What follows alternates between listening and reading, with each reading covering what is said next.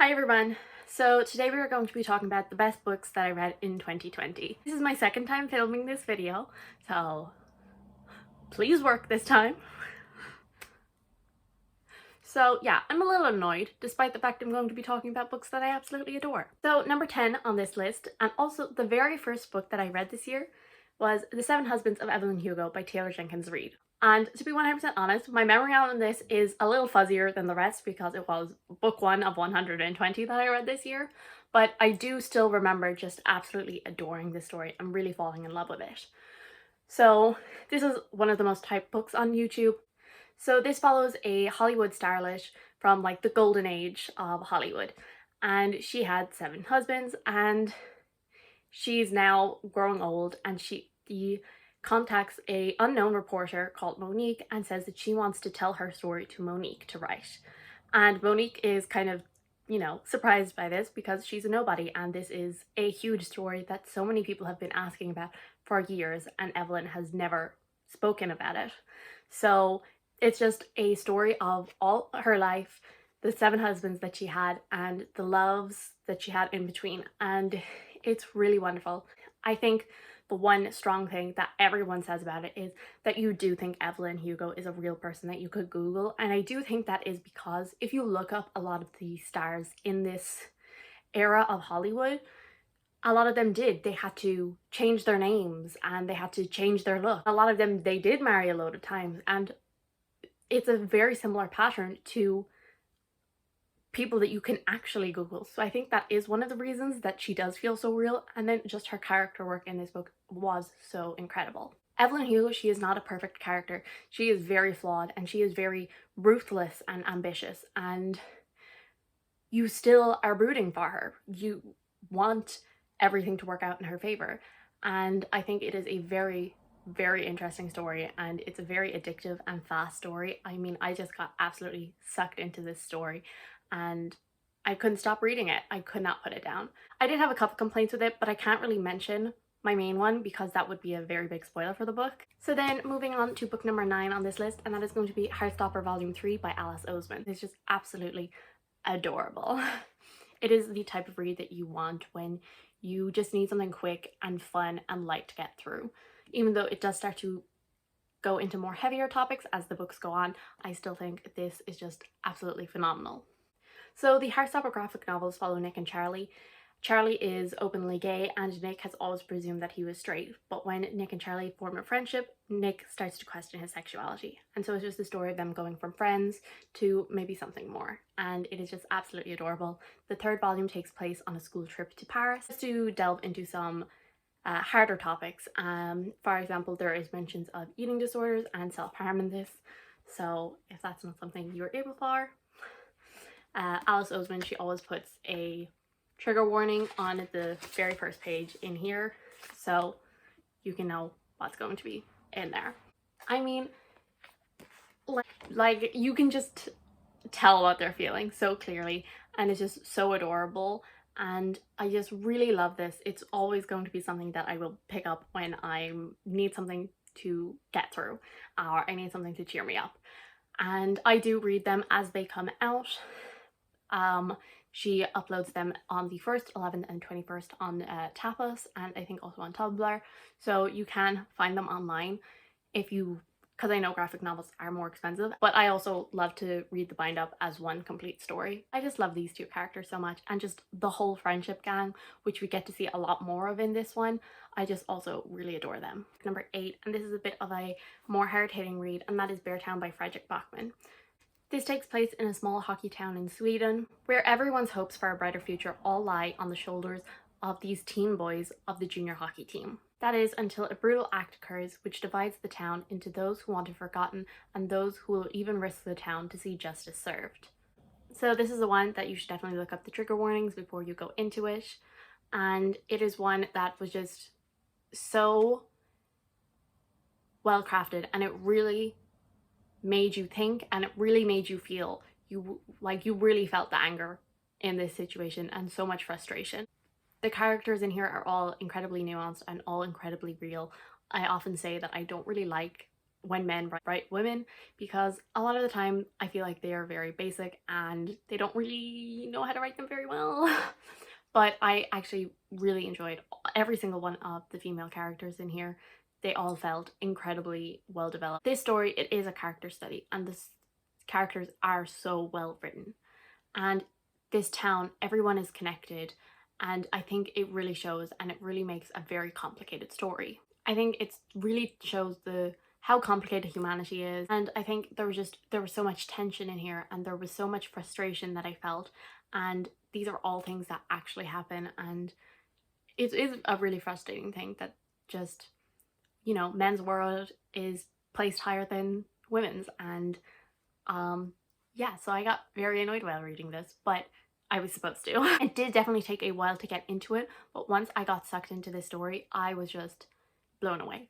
And as I said, it is definitely one I would recommend if you can read about it. So continuing with the hard-hitting reads, book number 7 on this list is going to be Sadie by Courtney Summers. This is a YA mystery kind of, and it is just so heartbreaking, and it is one that you should definitely look up the trigger warnings before you go into it. So in this story we follow dual timelines. Follow Sadie, whose sister has been brutally murdered and she wants nothing but revenge. And then we also follow a radio show host called West McCrae and the podcast he makes about trying to track down Sadie. It is very quick. I read it, I think, in 2 days. It's just over 300 pages. There is bits that are the podcast, so it's kind of more just dialogue than any descriptions, and then there's also, of course, Sadie's part, which is told in a, you know, normal format. And this was such a heartbreaking story.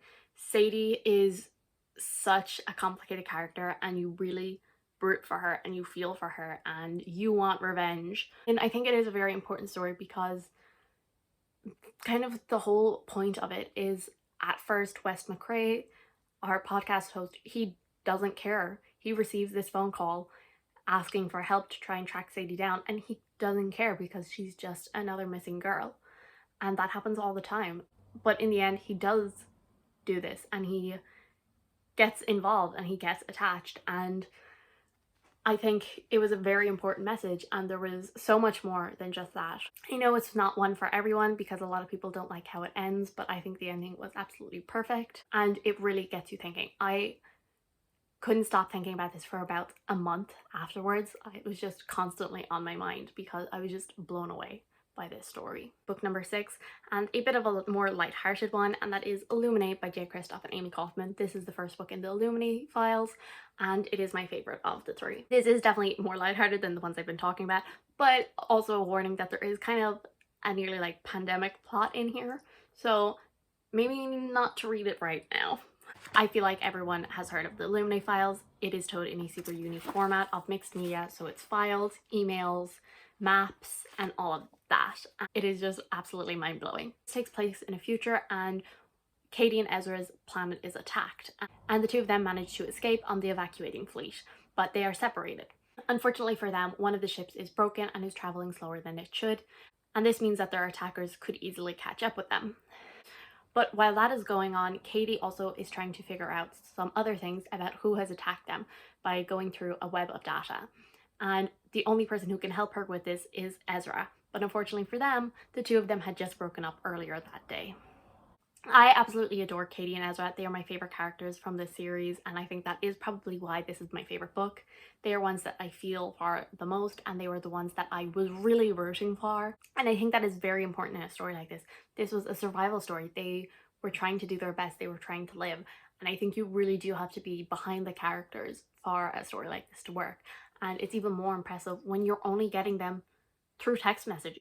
You're not really hearing their inner monologue. You are literally just seeing them message each other, write emails, and I think that is such an impressive thing to do, to make you really feel like you know these characters just through messages and seeing like transcripts of them on cameras and how their actions are described. And it is definitely a story that I will most certainly revisit time and time again, especially the first one. Like, I would honestly just continuously read this and just not read the rest of the series.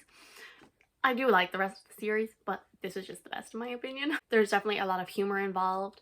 I don't really like J. Kristoff's humor in like the Nevernight books, but I guess Amy Kaufman was like, tone it down. It's a fast-paced book, and the mixed media format makes it even faster to read.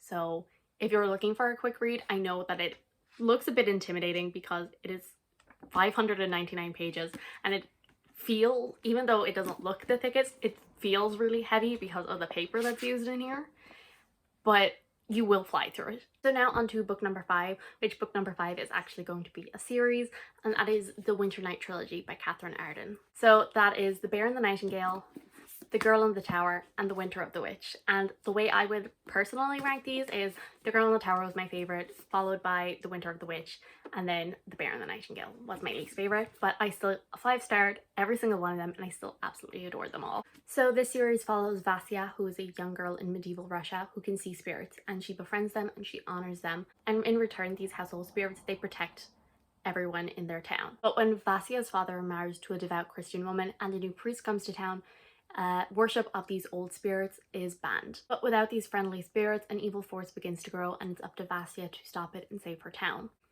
It is the perfect series to curl up during the winter to just read by the fire, if that is how it feels, and it is just absolutely phenomenally written. And just the growth between all 3 of these books, it changes so much. This book, it was small, it was just this fairy tale-esque saving this little town, and by the end of the series so much has happened, and by the end she's basically saving the entirety of Russia. Vasya goes through so much development in this series. She starts off as a small, energetic and outsider, and she grows so much. She grows so much in the first book, and she grows even more throughout the entire series, and you really fell in love with her character. There was sweet moments between the family dynamics in here is absolutely incredible. You can really tell that they love each other, and I love some good family dynamics. There was sweet moments, there was sad moments in here, and there was also a bit of humor as well. So yeah, by the time I get to the second book, I was absolutely absorbed in the story. I could not put the second book down. I absolutely flew through it, and the writing in here is pretty small, and I just could not put it down. I was so invested in this story and in Vasya. The second book is a lot more politically driven, and then the finale was just the perfect wrap up for it. I was just so attached to the characters and to Vasya's family, and even the villains in this story, by the end we got to see so much more than just that, and I really love that. I love when villains are so much more than just these cartoons of characters, and I think this series definitely has some really great villains. Now we're on to book number 4, and that is going to be The Invisible Life of Addie LaRue by V.E. Schwab. So this has to be one of the most hyped books of the year, and for me it definitely lived up to it. It was definitely something completely different than I expected, but it was still so wonderful and beautiful. This book, it follows Addie LaRue through 300 years of her life. In 1714 in France, she is supposed to get married, but instead she makes a deal with the gods after dark, which you're not supposed to do. She is kind of tricked by this deal by saying that she will give up her soul when she is ready for it, and so in return, this demon, devil, shadow creature gives her immortality, but he makes it so that everyone who meets her forgets her. So in hopes that she will give up her soul quicker. But then one day in 2014 in New York, he goes into a bookstore where someone remembers her name. And I think it is absolutely incredible. I think it is so complicated because Addie, she is so alone through the years, and it is definitely a study in loneliness. But she is so alone throughout the years, so her only company is the person who did this to her. And I think that is what makes it so complicated. She hates this person, obviously, because he did this to her, but he is the only person who remembers her. He's the only person who constantly comes back to her. So it's a very complicated relationship between them, and I think it was just an absolutely incredibly beautiful story. And it was so different to what V.E. Schwab usually writes. She is much more into kind of the fast-paced, action-packed books, whereas this was a lot more lyrically written, and it was a lot slower, and it was just all about the characters and their loneliness. It's not the story that I usually like, but I am so glad that I did read it, and I'm so glad that I did enjoy it. Again, this was not a perfect book. Number one, it didn't make me cry, and a lot of people have said, and I totally agree with that, that V.E. Schwab, she does need to get better with including more people of color in her stories, because she usually puts like one or two in, and I definitely agree with that. It's definitely something she should try and do, but I still really enjoy the story, but hopefully in the future she will continue to grow as a writer. So now we're on to our top three, and I just absolutely adore every single one of these books. So we have The Savage Song and Our Dark Duet by V.E. Schwab. This is much more of a typical Victoria Schwab book, and because it is fast-paced, it is action-packed, and it is full of morally great characters. I do prefer The Savage Song slightly, but I still really enjoyed Our Dark Duet. So this follows Kate Harker and August Flynn, and they live in this city called Verity. And Verity is split into two sides, so the side run by the Flynns and the side run by the Harkers. In the Harker side, you can pay for your protection, and then in the Flynn side, they try to fight these monsters. And these monsters are created by sins. So Kate, she wants to be as ruthless and as dangerous as her father is, whereas August is one of these monsters who was adopted by Henry Flynn, and he wants to be as kind and as human as his father is. So then August is tasked to spy on Kate when a truce is kind of starting to fade in their land, but then when a failed assassination attempt happens, August and Kate end up teaming up, and I just absolutely adore these. I would die for August Flynn. That is literally all I have to say about this book. I would die for him. But seriously, I just fell in love with these characters, and the side characters as well. They are so interesting, and I just fell in love with this story. It is definitely more of her usual stuff. It is very action-packed, and it is a very dark world, and it is full of morally great characters, and I just absolutely adore this with every part of my soul. And I remember I finished The Savage Song, and I just immediately wanted to pick up Our Dark Duet, but I was in the middle of a readathon, so I couldn't, and I just was blown away by Our Dark Duet.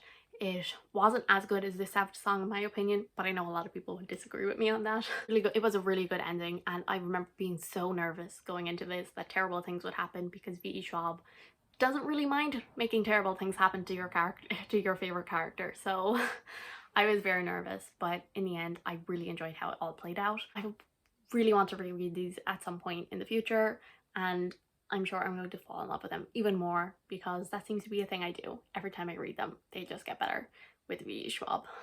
So now moving on to book number 2, and I don't think this is one I have talked about too much on my channel, because I read it earlier on in the year, and obviously I didn't have the booktube channel yet. So that is Blood Witch by Susan Dennard, and this is the third book in the Witchland series. So there is also a novella, which I would totally recommend that you read the novella before you read this.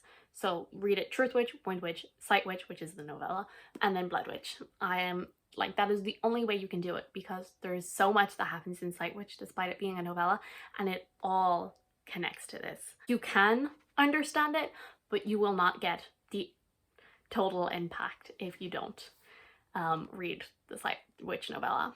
It's really hard to describe this series, because what it starts as is definitely not what it is now.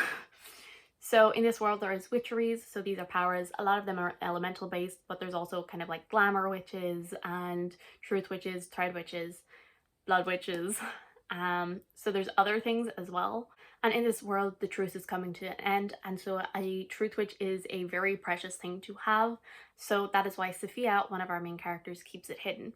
And Sophia and Isolde, they are best friends, and when a carriage robbery goes wrong, Safi's powers kind of get revealed, and they kind of have to flee. It has changed so much since then. And if you read Truth Witch and didn't completely love it, please try and continue. Obviously, if you hated Truth Witch, probably don't continue.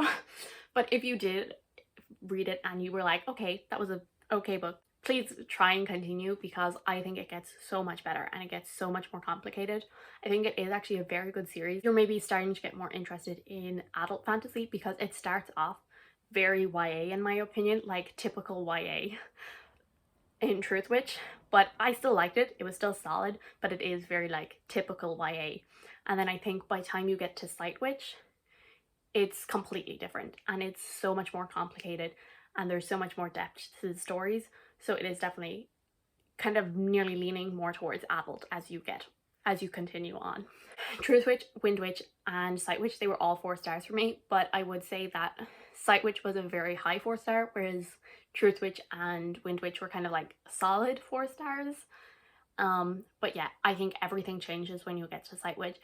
Like, you get a whole new perspective on the world, and you get so many hints and revelations in such a short amount of time, and they really tie into Blood Witch, and I think that's what made Blood Witch so incredible, especially since I did read Sight Witch. I think it wouldn't have had the same impact if I hadn't. Absolutely adore this story. And if you like enemies to lovers, and if you like slow burn romances, there is something that I'm thinking of in this series that you would very much like. I love these, and I don't think they get enough love, and I'm so excited to continue with the series. There's 2 books left, I think, and I think she said she might be writing more novellas, but there's 2 main books left, and I'm so excited and so nervous. So then we have 1 book left, and I'm pretty sure everyone who has watched any video since I read this book can guess what it is. Do you know what it is? Do you know what it is? That is Assassin's Quest by Robin Hobb. I absolutely adore this book with my entire being. I love it. I love it. This is just absolutely incredible. And it is one that it literally gave me an existential crisis when I finished, because I was just sitting there. I was like, nothing I ever do in life will ever be as good as this book was. This book is just incredible. And I just absolutely fell in love with this series, and it is one that I just want everyone to read. So this series follows Fitz from the time when he's around 6-ish to when he's around 20-ish. Exact ages are never really given. He is 6, he is brought by his maternal grandfather to the keep, and his grandfather kind of basically leaves him there and is like, this is your king in waiting's illegitimate son, I don't want to have to feed him anymore, so he's your problem now. And Fitz is then brought to Buckkeep, and when he arrives, his father is gone. He has abdicated his position and fled to the countryside. And so Fitz is left being raised by Burke, who is the stable master and was Chivalry, which is Fitz's dad, one of his best friends. So Burke tries to teach Fitz how to take care of the horses and the dogs and all of that. But then one day the king spots Fitz and decides to put him to use. Because Fitz is in the perfect position to become an assassin, because he can fish in with the nobility while having no claim to the throne. It's just the story of him being an assassin and all the very terrible things that happen. And I mean, Robin Hobb, she does not pull her punches. She will hurt your favorite character, and she will just continue to do that again and again and again. And I absolutely adore this series so much. It is so incredible. And I think Robin Hobb is just the master of character work. She can write such wonderful characters, especially Fitz. You were in Fitz's head. You have no choice really but to really feel for him, because you are with him every step of the way. But then even the other characters, she can make you hate a character, and then she can all of a sudden just turn around and make you love a character without even realizing it. Like, it's done so well. She is just an absolute master in character work, and then she's also so incredible at dropping hints as to what will happen, especially since there is a character in this book that is kind of a prophet nearly, and so you are constantly getting hints, but the only thing is they're almost in riddles, so you cannot figure them out until they happen, and then you're like, oh my god, this is what she was telling us. And there are just so many hints along the way, and I think it is just so incredibly done. And this is a story that I'm going to reread time and time and time again. I want to reread it now. Haven't finished the other Elderling books, so I feel like I should, but also that's going to take me like 2 years to do, so I kind of want to do it now. I probably will reread them at some point this year because I just cannot wait. But I am very excited for the next stage of Elderling along, because after we're finished the live ship traders, I think there's going to be a break, and then it's going to be on to the Tawny Man trilogy, and I know Fitz is in that series as well, and I'm very excited and also very nervous because what else is she gonna do to him? And so yeah, I just absolutely adore this series. I will never stop screaming about it, so sorry. Thank you guys all so much for watching. I do hope you enjoyed. I do hope this one will actually work. If you did enjoy this, subscribe, and I will see you all in the next one. Bye!